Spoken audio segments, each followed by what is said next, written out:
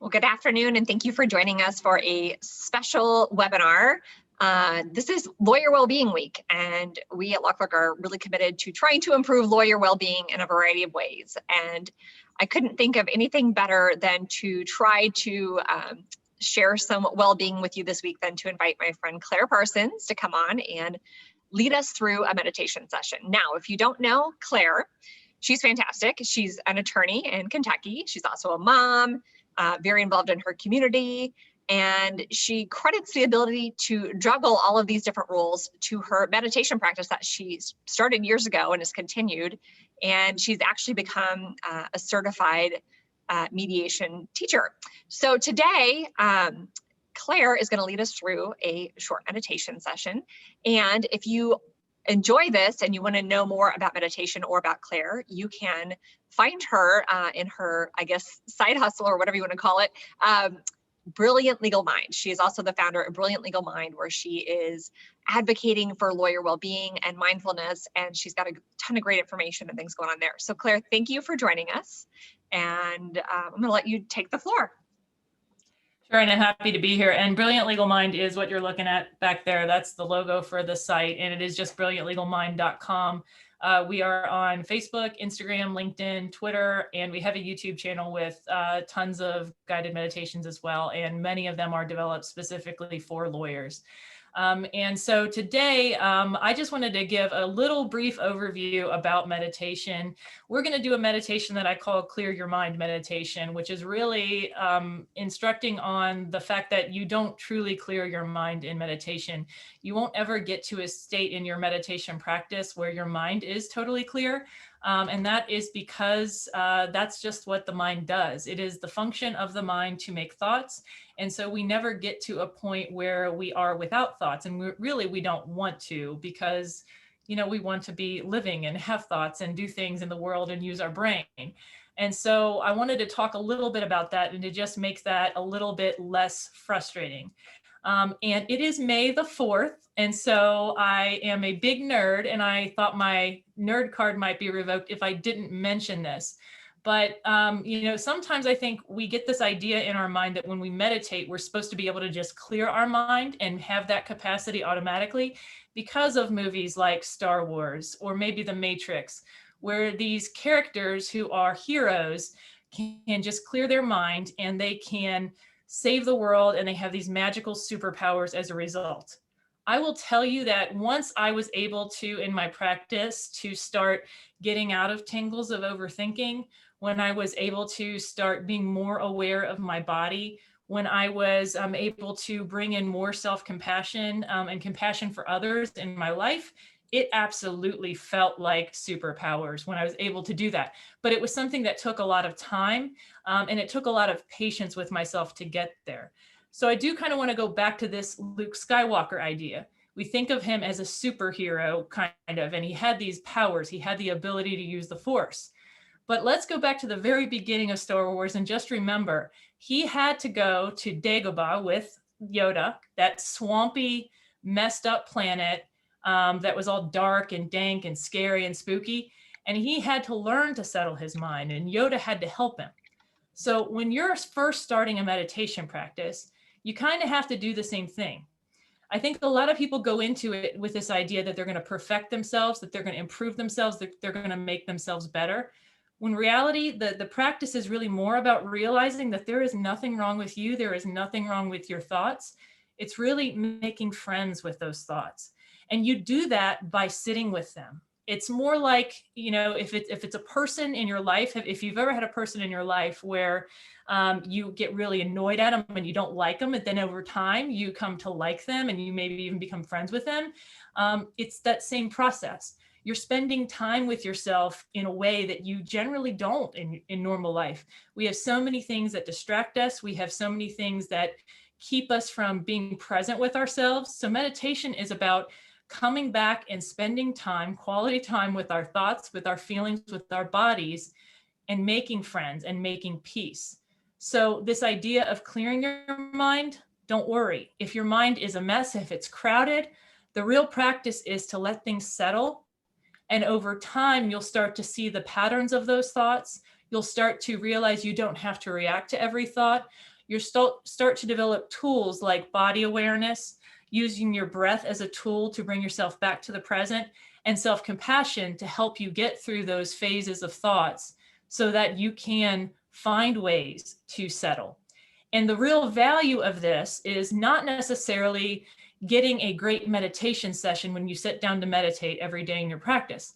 The real value is when you have a time of crisis or a time of difficulty in your life, and you can start to be able to use the breath, maybe a breath or two, or a quick body scan, or a quick self-compassion practice where you can bring that into your life. That is where the magic happens. And if you have a regular practice that you can develop by being patient with yourself and allowing yourself to have the scattered mind on occasion, that's how you can get to that. So the practice that we're going to do is one that I've called Clear Your Mind. And newsflash, it's not really about clearing your mind, it's about letting it settle and seeing that this is a process. So if you like this one, it is available on Insight Timer and our YouTube channel as well. But what we're going to do is there's a little bit of body scan, there's a little bit of breath work. And so I think it'll be pretty accessible to you. But really what you want to do is try to be easy with it, because if you want to bring more ease into your life, you got to start being easy. And so instead of the real disciplined perfectionist mode of thinking, I want you to think more, this is a time to relax and rest and just keep coming back. Okay. So I'm assuming we don't have any questions. I don't see any in the chat, but if you do have any questions, we should have some time to deal with those after the session as well. So to get started, we just want to first find a comfortable position. You want to sit up relatively straight in your seat.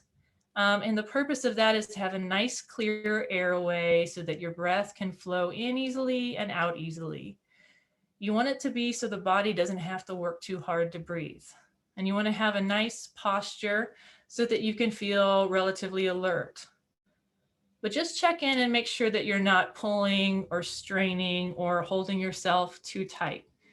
You want to find a posture that's a balanced between being alert and being rigid. So first, start to find your seat and just check in with yourself and notice what is there. You may be bringing all kinds of different energy and activity into this session right now, and just acknowledge that it might be there. You may not feel perfectly calm at this moment, and just acknowledge that and let it settle for a moment and see if over the practice that might change. Start by checking in with your body, and we'll start by doing a quick sweep of the body, not a full scan. You want to let your brow relax, kind of let your eyes close or lower.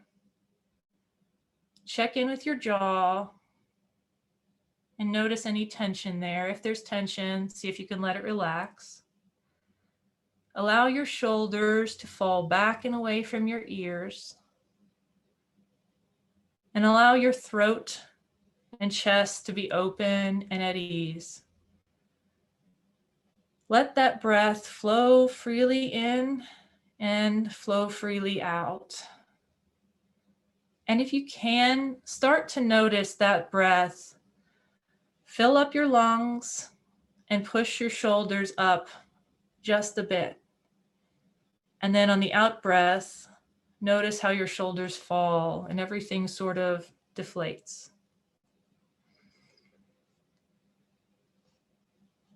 Now I want you to find your breath wherever that sensation is the strongest for you. Lots of people focus on the breath in different ways. You can focus on the area on your nose, the very tip, and feel the tickling in and out as the breath flows through your nostrils. You may feel it in the sinuses or in the throat area as the breath flows down into your lungs. You may feel it in your chest as it rises and falls with the breath. or you may notice it in your belly as it expands and contracts with the breath. For now, just find whatever sensation is the strongest, whatever sensation you don't have to work too hard to find. And we're truly here trying to find the sensation of the breath rather than thinking about the breath or evaluating the quality of the breath.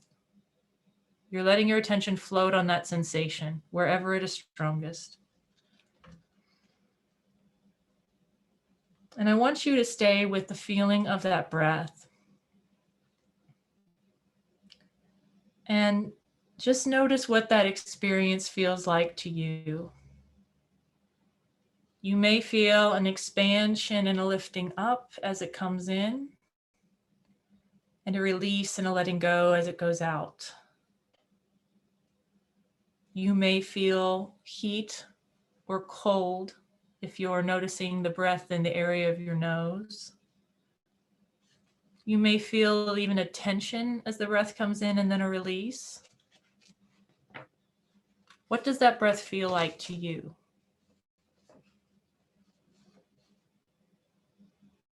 Stay with that sensation if you can, and follow it. Let your attention float on it.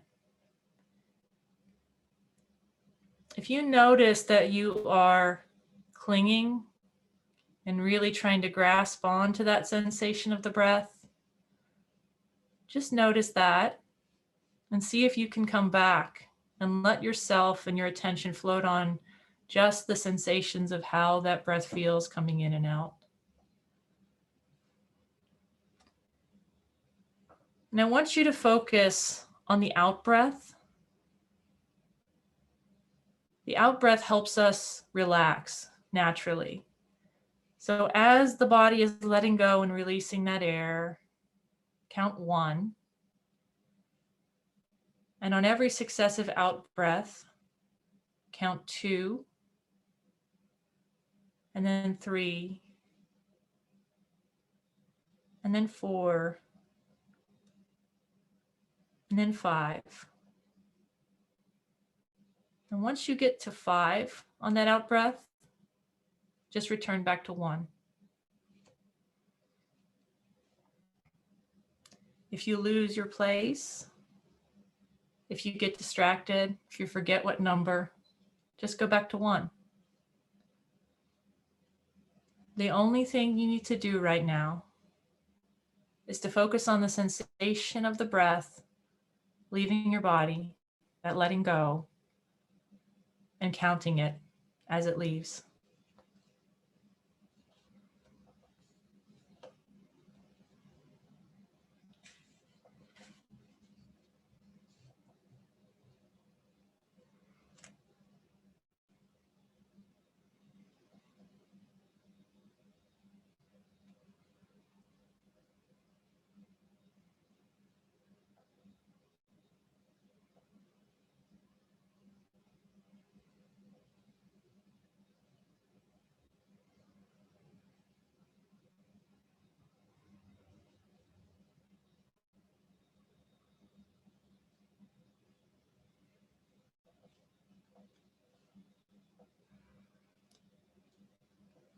Now, it may have happened that you had visitors while you were breathing.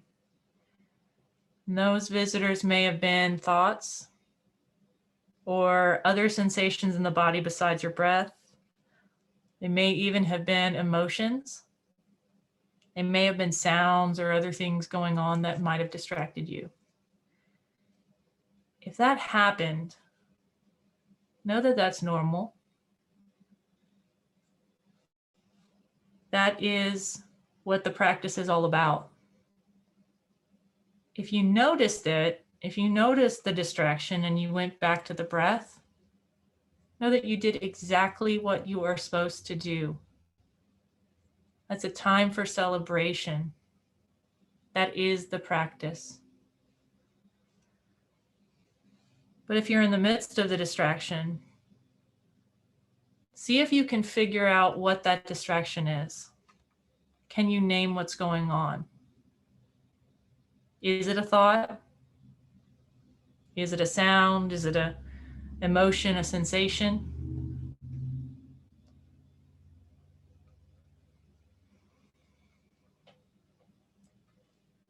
And if you can do that, first step, can you go one step further? Without getting into the story, can you describe the distraction? If it's a thought, is it a picture or a scene or words? Is the sensation somewhere specific in your body? Is it in your shoulder or your arm or your forehead? Is it constant or is it moving?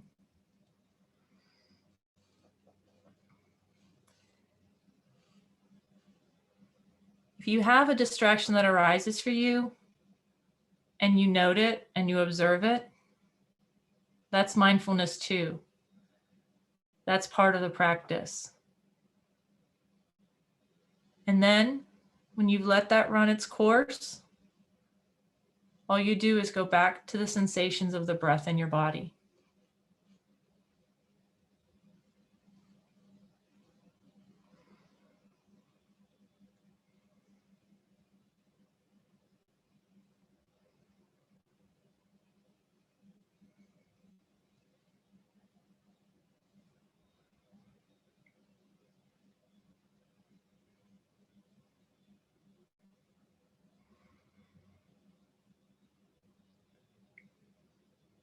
If you were able to notice at least one distraction in the time that we've sat here today, can you see that that is the space that this practice is helping you to create? It's not a space free from thoughts, but a space between them. A space between you and your thoughts, so that you see you are not your thoughts. And can you see how that space and that distance can give you some openings in your own life?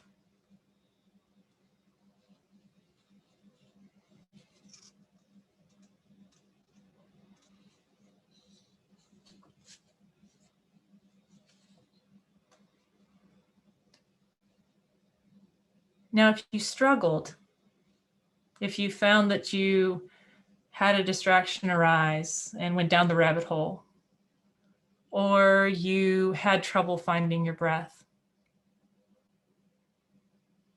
can you see that even noticing the distraction or the struggle you experienced and starting to get clarity about what your struggle is,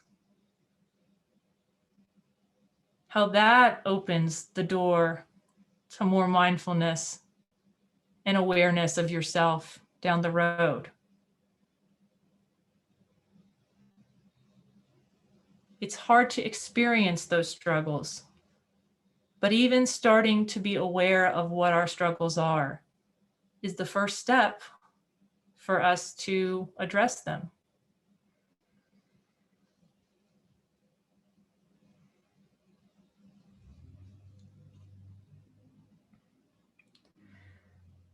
So now let's make sure we're back with the sensations of the breath, that out breath, that letting go,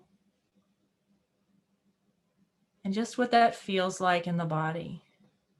Just to let go for a moment, for this moment.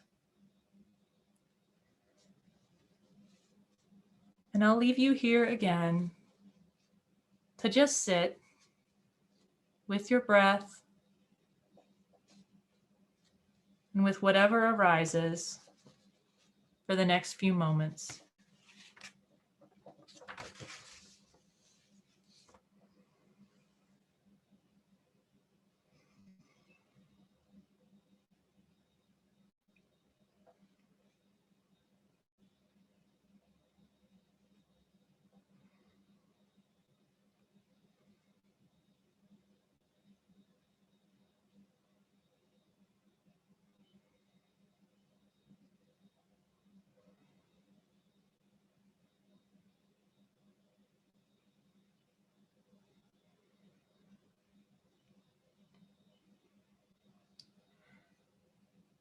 in your practice, whatever that looks like for you, whether it is 20 minutes a day or 2 minutes a day,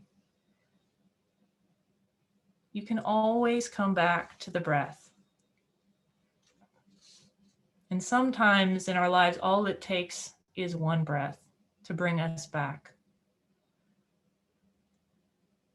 You can't clear your mind forever. The thoughts will always come. But you can more clearly see what those thoughts are and how you relate to those thoughts. You can make space for what's there to bring greater comfort into your life. And now that you have done it once, you can do it again and again and again.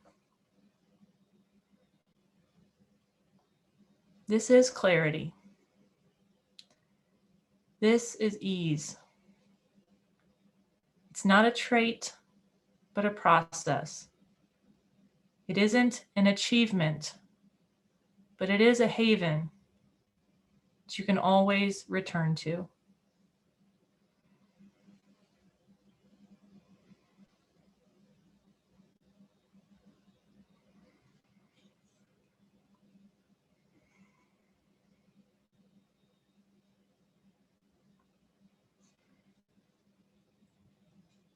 So to close, we will take one final deep breath in. I want you to fill your lungs all the way to the very top and hold it for just a moment. And then let it go. And when you are ready, you can open your eyes.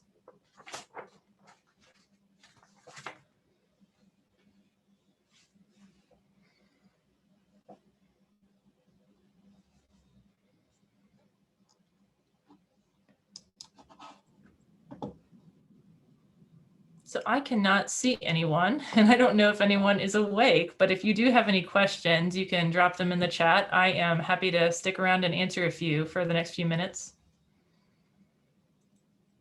Thank you so much, Claire. That was really wonderful and a great relaxing break midday. I really appreciate you sharing your wisdom, and I know you've trained for this for a lot of years. So what would be your advice to someone who's just starting out with trying to incorporate a meditation practice about, setting reasonable expectations for themselves and best first steps? I think, like for most people, most lawyers, I would say, we have so many rules and standards and protocols, and there's so much about our life that we don't get to decide.